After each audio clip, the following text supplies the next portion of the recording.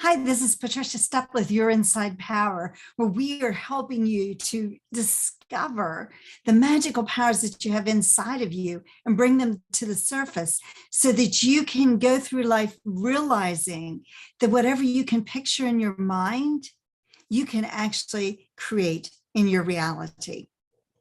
So today I have a very exciting subject that a lot of people like to hear about, and that's about money. And I want you to think about how much money is enough.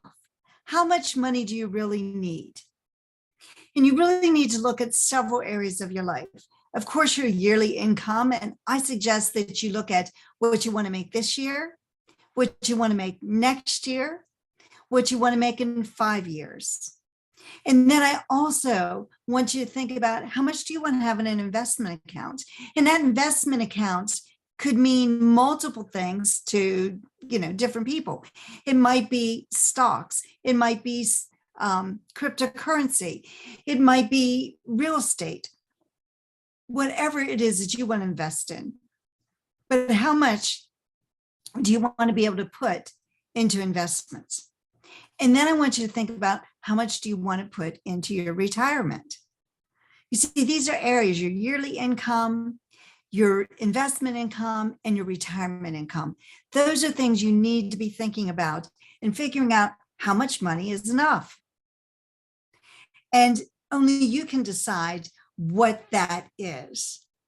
But you need to come up with a figure, an indefinite figure, something that's very descriptive, not a lot of money. Because a lot of money to you might not seem like a lot of money to me or to somebody else. So a lot of money doesn't really tell us anything. A lot of money could be $10. Or you might say, I want to make more. Well, if you make $1 more, did you make more? That's probably not what you're looking for. So you really do have to start thinking about what is the definite amount of money that you want to earn. Do you want to earn 100,000? Do you want to earn $500,000? And put a number to it. Put a number to it, because nothing's going to change until you make a decision of what it is that you want. Nothing's going to change until you get clarity on what it is that you want. Clement Stone said, whatever the mind can conceive and believe, it can achieve. Conceive, you come up with the idea. So you have to have that idea that's floating up there of what you want, but you also have to believe it. Now, a lot of times this is what people do. They lower the goal. They want to earn $100,000, but they don't believe they can, so they lower the goal to 50 because that's believable. But see, that's not what Clement Stone said. He didn't say, whatever you think you can achieve. He said, whatever the mind can conceive and believe it can achieve. Now, money is one of those funny things because we sometimes have these hangups about money.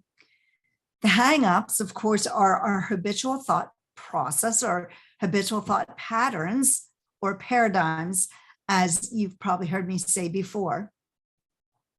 But those habitual thoughts spin around in our mind, and they may say things that you heard when you were a child. Maybe you heard some of the ones I heard. Money doesn't grow on trees. Well, no kidding. Money doesn't grow on trees. It's a figment of imagination. We don't have enough, right?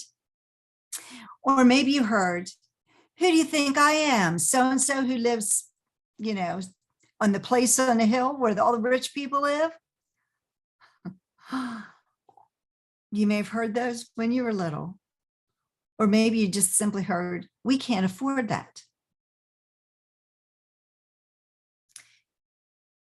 Those are all limiting beliefs. You see, what did Clement Stone say? Whatever the mind can conceive and believe, it can achieve.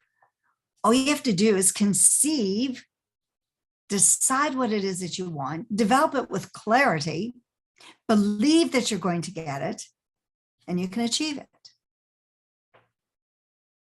So we conceive that idea. Let's look at that belief a minute. How do we believe something? When we stretch ourselves so big, like maybe you're earning 50,000 and you really want to earn 500,000. That's a big leap. So how do you start to believe that? Because sometimes when we think of that, we think, well, I can't get to that point. I'm not good enough. Who do you think that you are that you can achieve something like that? Well, nobody in your family's ever had that kind of money. Why do you think you can? Why do you think you deserve it? And all those thoughts will go around in your mind. So how do we start believing it? We start believing it by seeing ourselves in our mind, in our imagination, visualizing that we've already achieved it. And you see, when you do that enough,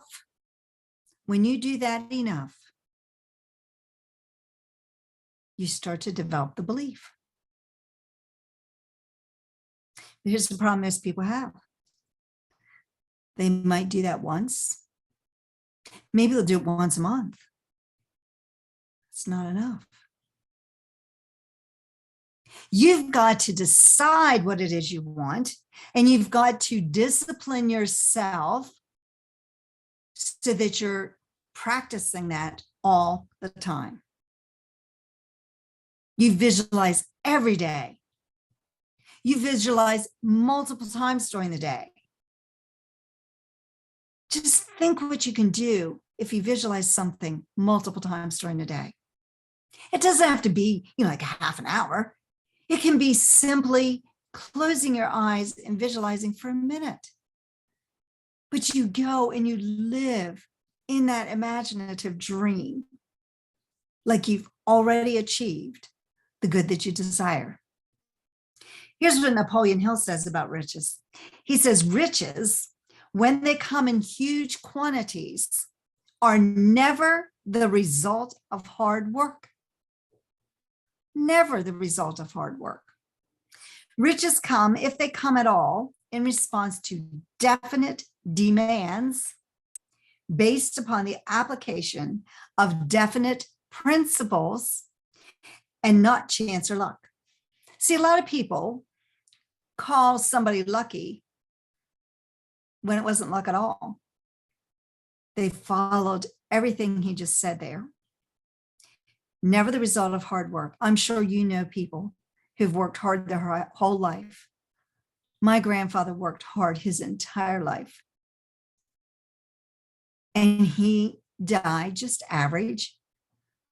I wouldn't say he was below average by any means, but he worked hard to live an average life. So it's never the result of hard work. Riches come if they come at all. Now, why wouldn't they come at all? Because you didn't choose. You didn't choose to be wealthy. You didn't choose to have riches. You choose to settle for what came your way. But when they come at all, when riches come, they come because somebody demanded it. You demand the amount of money you want. You decide this is the amount of money I want. And it's based upon the application of definite principles, which we're going to get into in a minute, not chance or luck. So I want you to understand this concept. I want you to think of an airplane. When you're riding in an airplane, it takes off and it's on autopilot.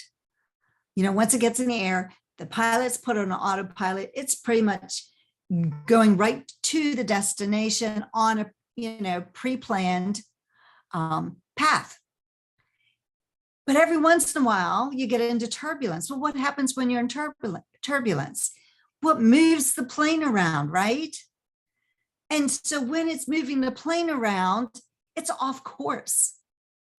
Now, if the pilots and the autopilot allowed it to be off course, you wouldn't end up at your destination. But inside the plane is a cybernetic mechanism. And it brings the plane back right where it's supposed to be. So it's a cybernetic mechanism. Same thing happens with your heat pump or your furnace. It's 30 degrees outside, it's very cold, but inside you have it set at 70.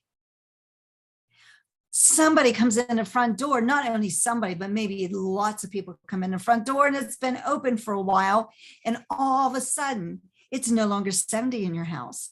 It's maybe 65. When it gets to 65, what happens?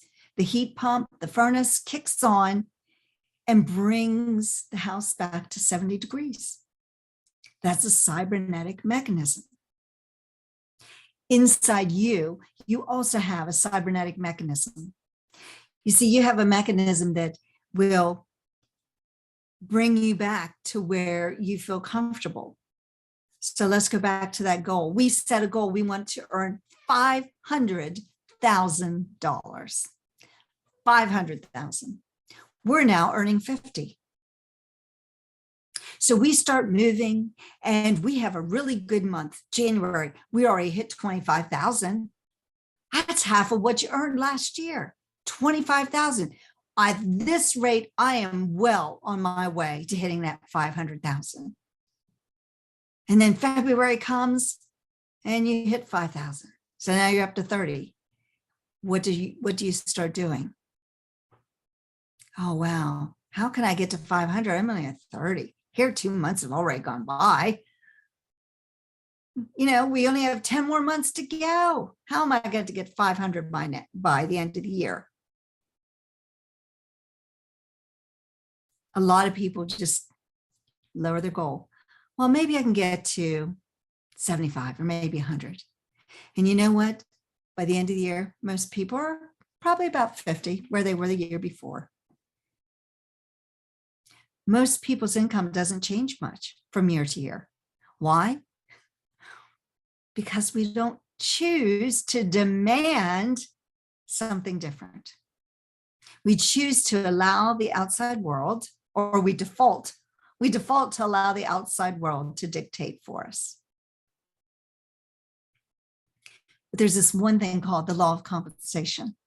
And the law of compensation says that the amount of money you earn is in direct relationship to the need for what you do. Well, chances are there's a need for what you do or you wouldn't be doing it. So the law of compensation says, is there a need for what you do? Well, if there isn't a need for what you do, find something that there is a need for. And then it's how good can you do that? How do you solve that need for people? So the first part is there's a need for what you do. Second part is your ability to do it. And then the third part is how easy is it for you to be replaced? You know, when I retired from teaching school, towards the end, I put in my letter of resignation and you know, after I put it in, I'm thinking, oh, did I make the right decision? Well, maybe I really don't want to retire. Maybe I'll see if I can withdraw my letter of retirement. Before I knew it, before I could even call to see if I could withdraw my letter of retirement, they had already replaced me. 2 years later, the person that took my position was replaced by somebody else. And then about 5 years later, they were replaced by somebody else. It was easy to be replaced. You see, the law of compensation says the amount of money you earn is in direct relationship to the need for what you do, the ability you have at doing it, and how easily it is to replace you. If it's hard to replace you, don't you think they're going to try to keep you around and pay you more? If you're hard to be replaced, don't you think if you're in business for yourself, that people are going to line up to work with you? Here's what Earl Nightingale says. Now, right here, we come to a rather strange fact. We tend to minimize the things we can do, the goals we can reach, and yet for some equally strange reason, we think others can do things that we cannot. I want you to know that is not true. You do have deep reservoirs of talent and ability within you, and you can have the things you want. Isn't that brilliant? That's so brilliant. That should make every one of you feel so good inside. What has he told you? We tend to minimize the things we can do. How many times do we minimize something that we would like to do, thinking we can't do, but so-and-so can? They'd be really good at this. They could do this. Look at that commercial. Let Mikey do it. Let somebody else do it. I can't do it, but they can. That's ridiculous. If you've been given the idea, it's been a gift. Think of an idea of something you want to do as a gift from God, or a gift from source energy, or infinite intelligence, or Allah, whatever you want to call that higher power. It's a gift. And that gift was not given to you without giving you or making sure that you have the talent and ability to accomplish it.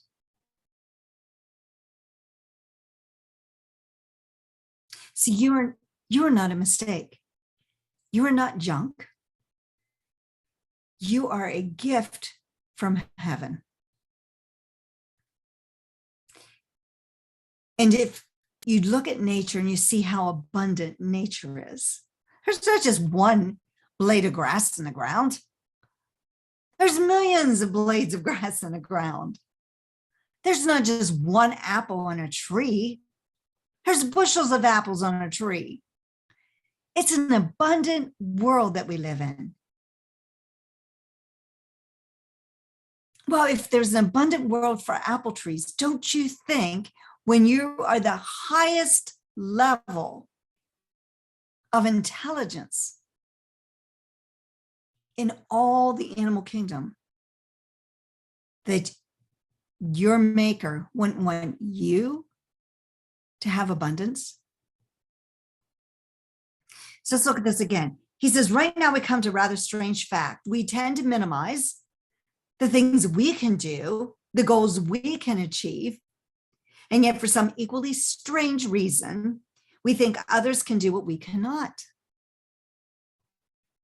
I want you to know that's not true. I want you to know that's not true. You can do whatever you want. Nightingale said, you do have deep reservoirs of talent and ability within you. You've got talents and abilities you haven't even discovered yet. When you step out and try to do something new, you're going to discover some of those new talents and abilities. But you have talents and abilities inside of you have not discovered. And you have the things, and you can have the things that you want. Okay, so that's two different people.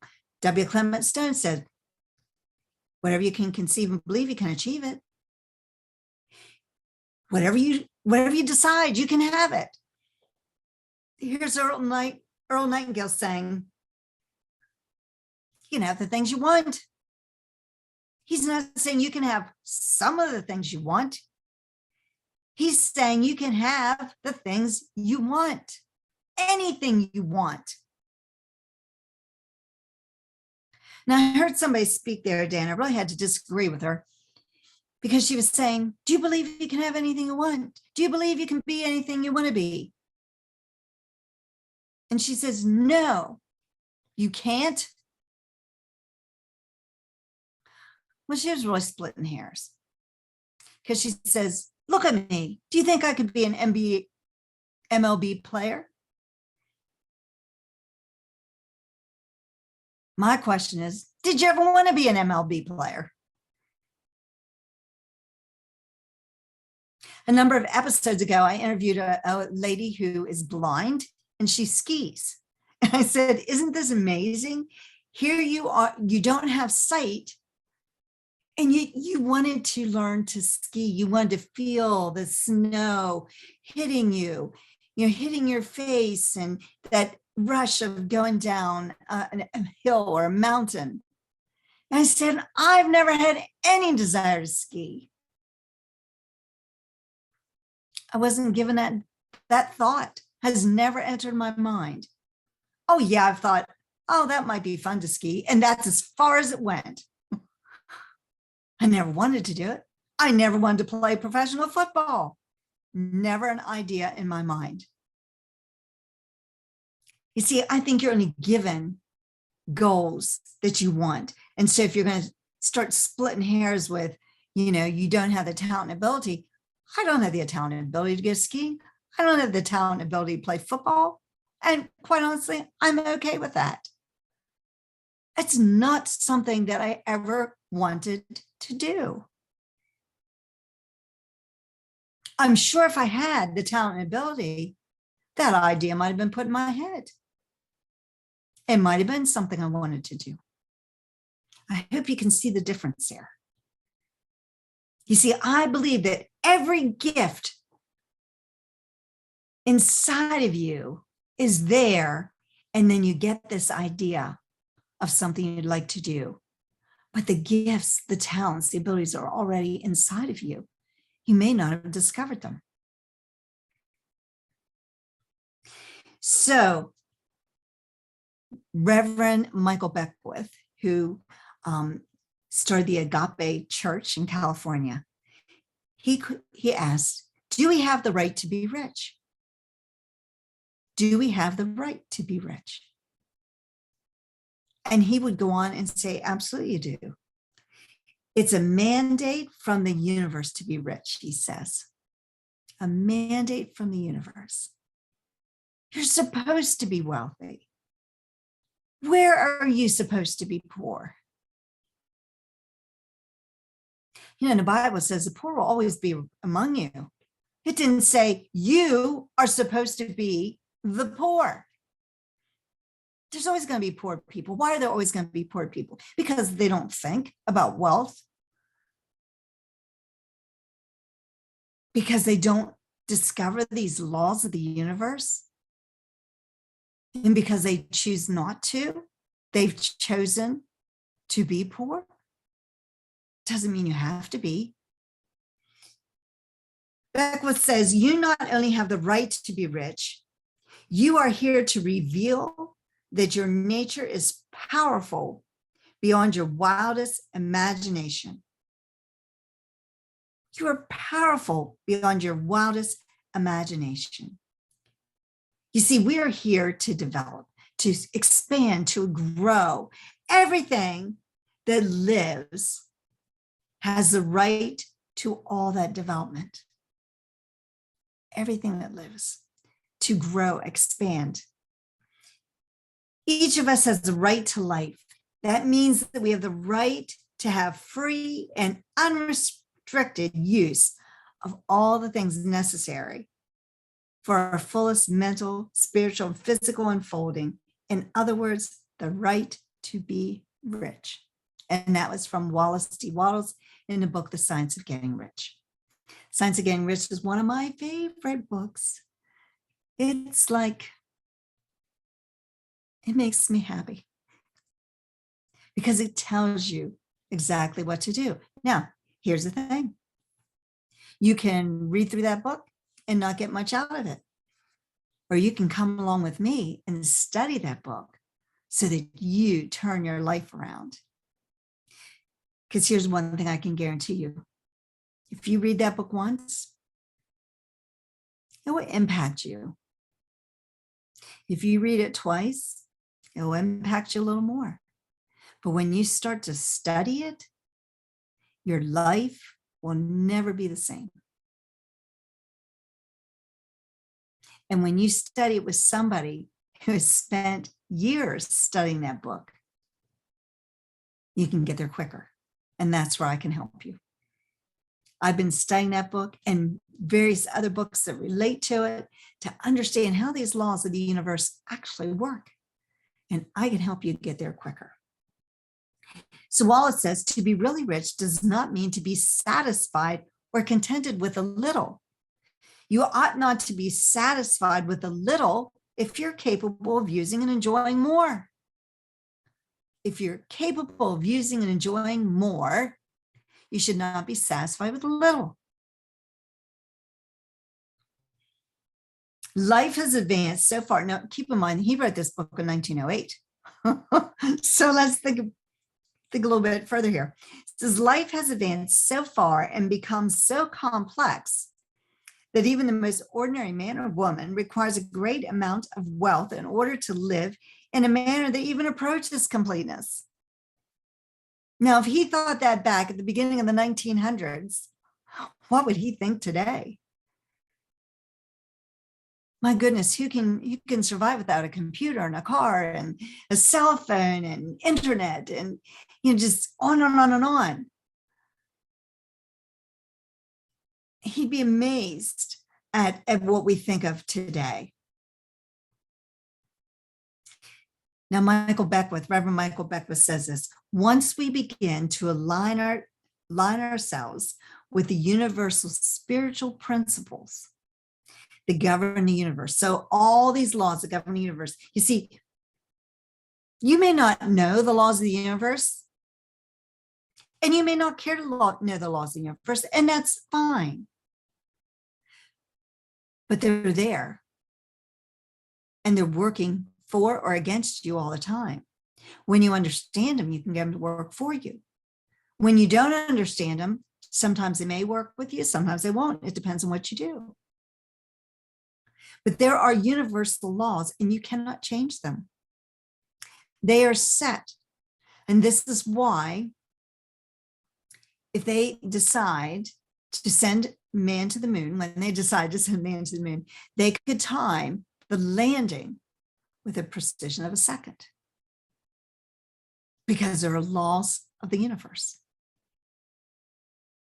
We have to work with those laws if we want to be truly successful. So once we begin to align ourselves with the universal spiritual principles that govern the universe, their life takes on a timbre and tenor and a shape of beauty, love, and intelligence, which governs the cosmos. When we begin to understand this, we begin also to understand how the real law of attraction works. And this is what I'd like you to do. I would love for you to start joining my Facebook group, to start booking appointments with me, to look at the events I'm having, because each one of them will bring you one step closer to understanding these principles and these laws of the universe. And sometimes we accidentally discover something and we're an unconscious competent. If we can figure out how to tap into that all the time, then we can get anything our mind can believe and conceive. We can achieve it.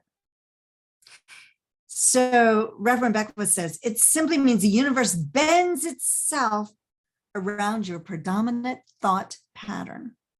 Your thoughts, being a unit of mental energy, have the tendency to transmute themselves, to change. They're going to change themselves into perception, speech, behavior, events, circumstances of your experience. You literally attract to yourself what you're holding in your mind, whether you believe it or not.